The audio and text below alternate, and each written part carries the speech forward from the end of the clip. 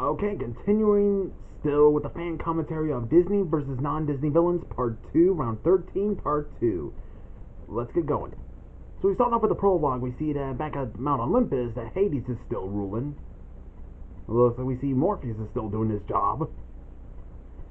We see that Hades and Phasalia decide to turn Gaston back to his human form as his reward. Sure, you're not gonna let him stick around still.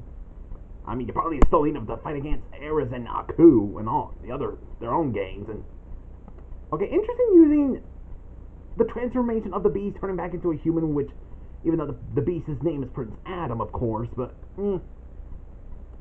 and using it as Gaston turning back to human, and he's back to normal. Hold on.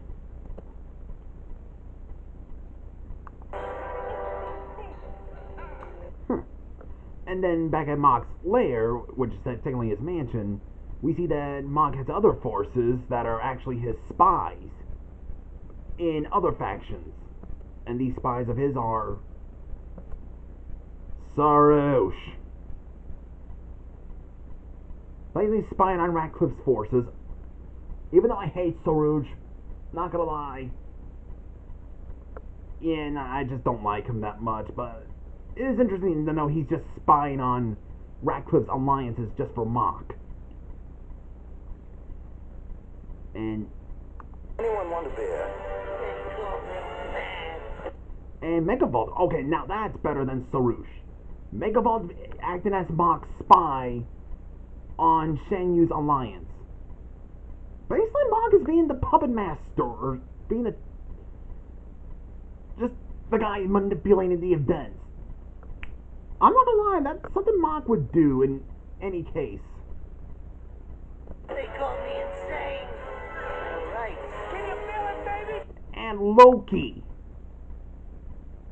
I know in Norse mythology he is the god of mischief and all, but even though I know Marvel and DC are not allowed in there, but if it was allowed in there, I think Loki from Marvel Cinematic Universe, or when he goes into the hand-drawn realm, would have been better as Mock's spy, even though this is supposed to be Disney versus non-Disney villains, not multimedia war, which I get that. Yeah, I just don't like that Loki that much. But it's interesting to know that the three of them are spies for Mock.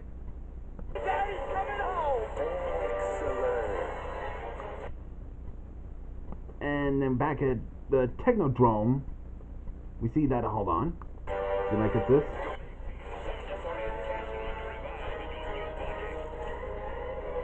Yep, Shredder giving Crane his own body. In a Frankenstein creation kind of way. Hold on. Here's what I mean by that. Hold on.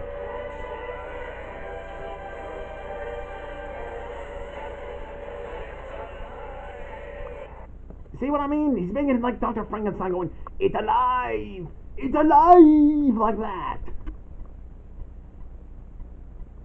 And then, okay, now for the first fight. Draco versus Queen Law.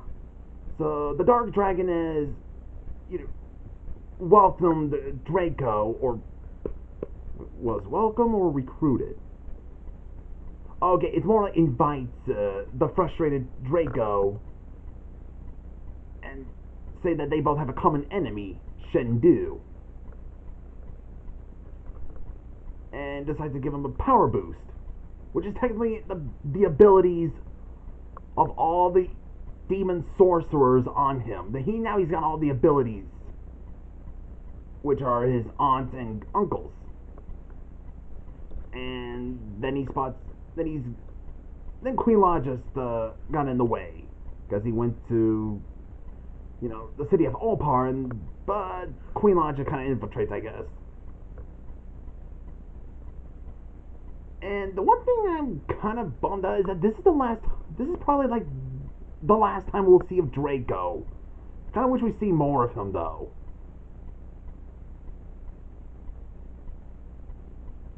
And looks like Shendu shows up. There's old Daddy Dragon Demon. Oh, looks like Queen Law has made a spell to, you got him banished to the spirit, the demon realm.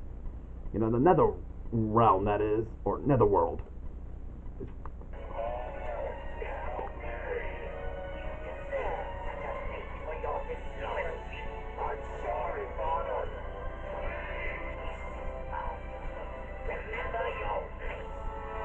Man, Shendu's kind of like the abusive dad in this one, isn't he? Just not caring for his own son, just be banished into, where his siblings are imprisoned.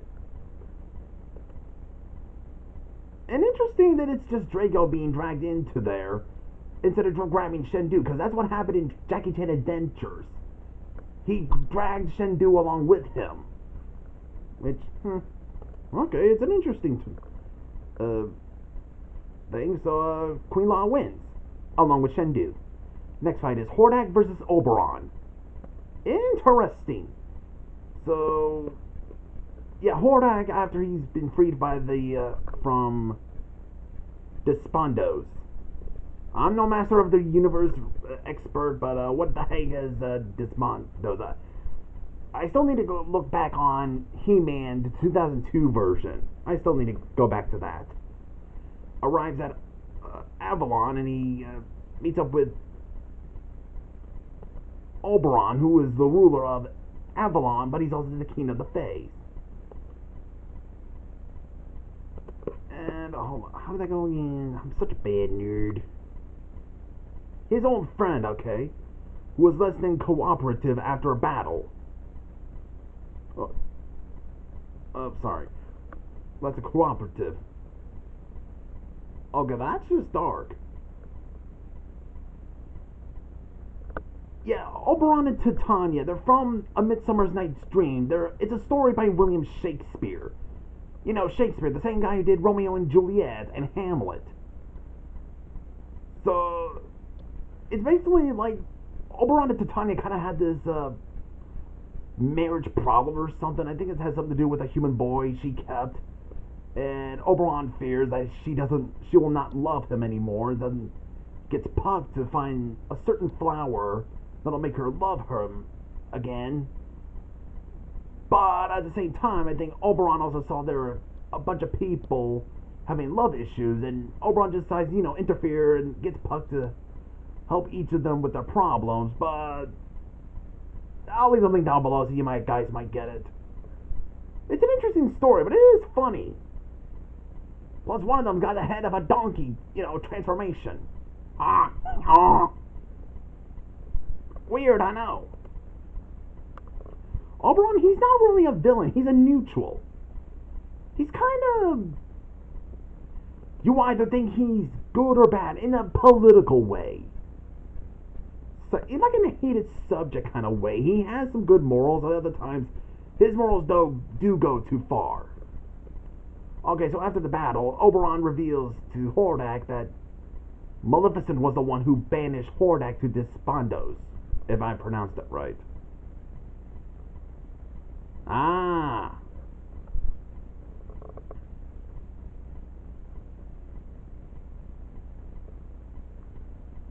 And now Hordak feels that he needs revenge!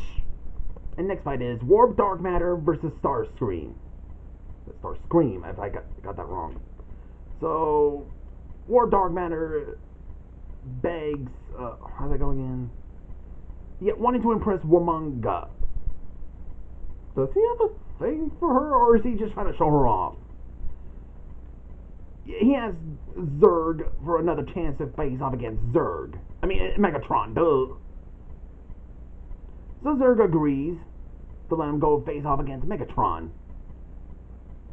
And he runs into Starscream. One thing interesting, I did look up the actor who played Starscream is Tom Kenny. The same actor who played SpongeBob SquarePants and the Ice King from Adventure Time.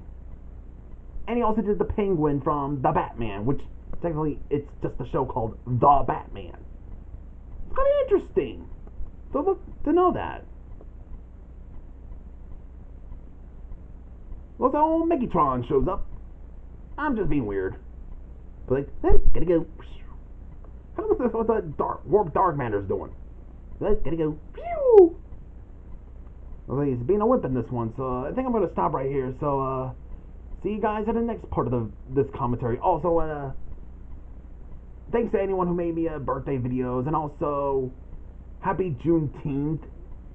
It's basically the American holiday, and also happy Father's Day to everyone. See you guys in the next part of this commentary.